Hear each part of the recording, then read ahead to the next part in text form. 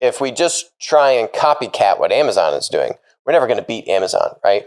If we want to beat Amazon, we need to come into our own, right? We need to continue to take risks. 77% stake, $16 billion, easily their biggest technology transaction that they've ever done. The Indian government has actually drawn a line in the sand to delineate between being a marketplace that has third-party sellers and having linear first-party sales. Walmart, our kind of classical underdog in the fighting back against big tech monopolies and winning example. We've been bullish on Walmart for years, have talked about Mark Lowry's parting advice to Walmart to say, if you just, we need to keep basically innovating and taking our own risks, right? And if not saying that Walmart had been doing this, but his message was, if we just try and copycat what Amazon is doing, we're never going to beat Amazon, right?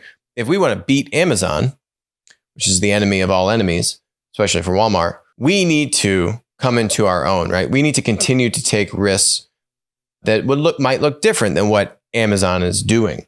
Whereas Amazon now, we just covered, is opening department stores.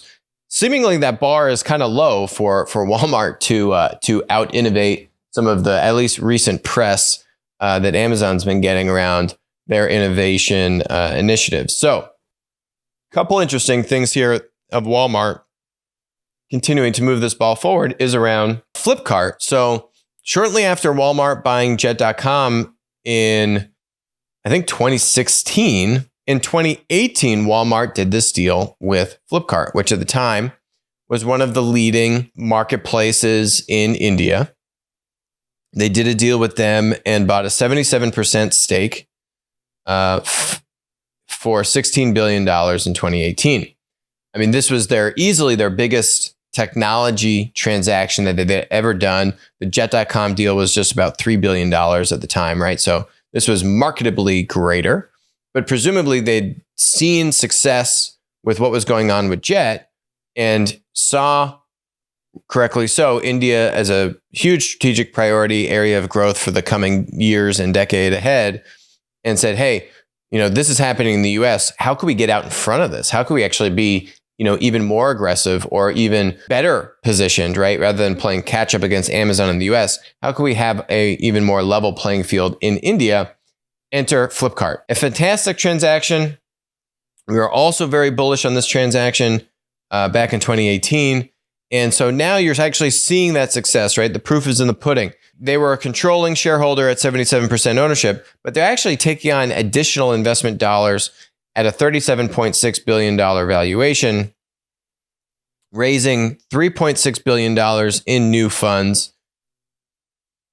And Walmart is also putting in more money into the business as a part of this deal as well. Yeah, I think, by the way, a little under the radar, Flipkart also launched a B2B marketplace in 2020, about a year ago. So that they're getting in there too, which should be no surprise to frequent followers of the show. But I think Flipkart is a great business. I think Walmart was very smart to get in, not wait to give Amazon a 20-year head start there. Amazon is sort of one of their big competitors of Flipkart in India. And they said, great, let's get in and make sure we're not behind the ball here. And let's try to be that number one rather than potentially number two marketplace in India. And can we accomplish that? So a couple interesting things. The valuation in 2018, this was May of 2018, was like $21 billion, right? Walmart's post-money valuation. Then they did a fundraise last year, September of 2020. They raised another $1.3 billion. And that was a $25 billion valuation, right? So call it 20-ish% kind of appreciation.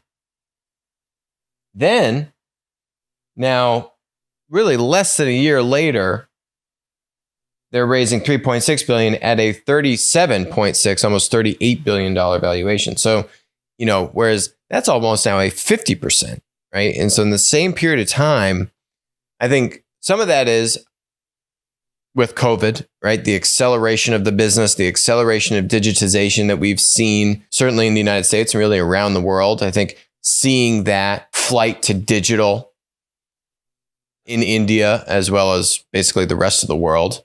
And I think some of that is also just with all this kind of new investor money, hedge fund money, a bunch of money trying to get into later stage, kind of more safe technology companies. That was in our VC kind of report, end of 2020, where we said, hey, look, late stage tech startups are seeing a lot of asset price inflation, and that may very well continue. So this inflation might seem cheap compared to where we see it in a year or two, but you're seeing a huge jump in valuations, particularly amongst the late stage.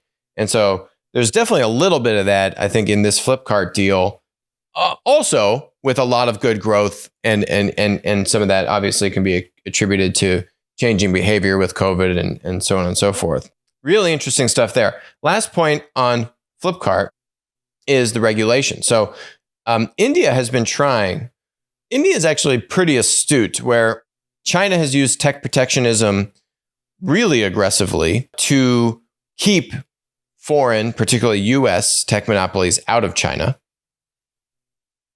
and to kind of shield that, to allow the domestic Chinese tech community to develop their own unicorn companies, to develop their own VC community, right? So China has deliberately used and successfully used a lot of barriers of entry for outside foreign tech companies to come into China and to give their Chinese tech companies a head start, so to speak. And that has worked. India's kind of taken a hybrid where the US is pretty much anything goes. India's really taken a hybrid approach, and that's happened over the past few years.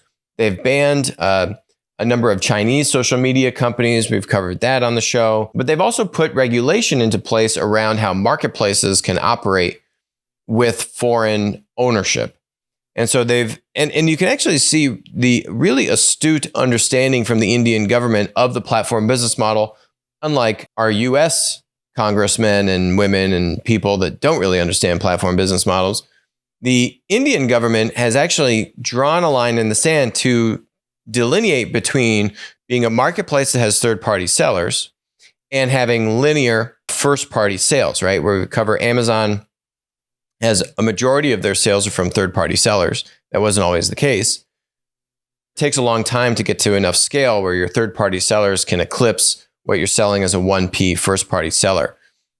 Amazon does both. Walmart does both in the US. eBay just does third-party sellers. Flipkart was doing both.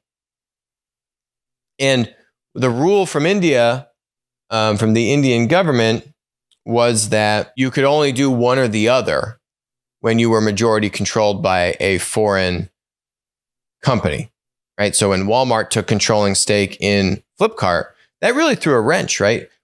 And so Flipkart is really just doing 3P, is my understanding, as a result of this relatively new regulation, right? This wasn't in place prior to, I think, Walmart doing the deal with Flipkart. So that's really interesting. That's kind of the context. What we're seeing now, though, is reports that the Modi government is putting even more, or trying to, I don't know if it's in place yet, but is trying to put even more regulation.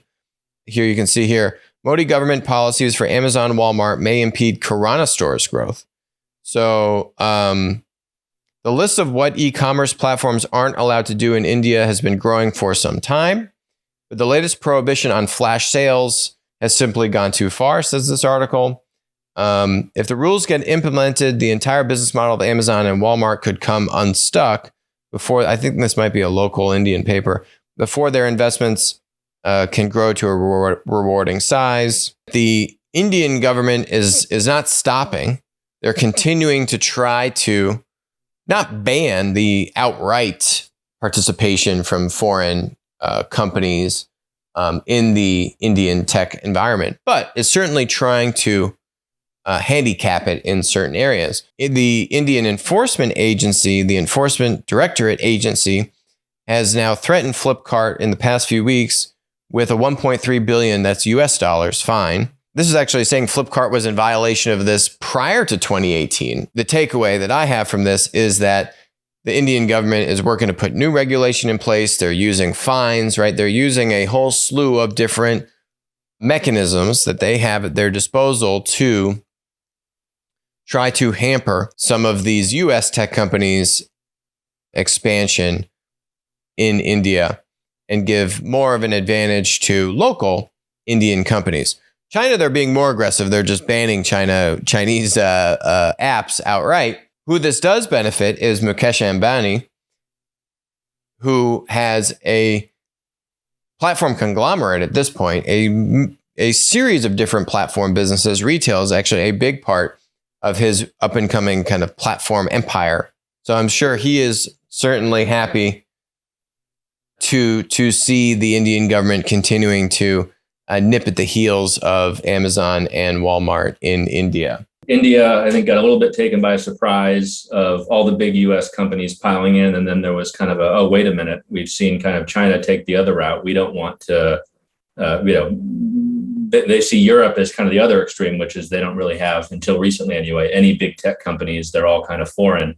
We don't want that to happen here. We've got to try to promote our local companies. But obviously, there are trade-offs whenever you do that in terms of foreign investment, particularly when you've had big companies like Walmart already pour into India, Netflix and YouTube and others. So I think it's a challenge, but I can understand where they're coming from and that they want to make sure that their local ecosystem has time to mature. Hi, I'm Alex. Thanks for watching the show. Make sure to hit that subscribe button, but even better, make sure to follow us on Odyssey, follow us on Rumble, and text us 203-646-5159. Text the word Monopoly. You'll be subscribed. You'll get updates about when we're going live, our latest videos, and we'll send you even a little goodie bag. And in the event that we all get banned from big tech, we'll still be connected.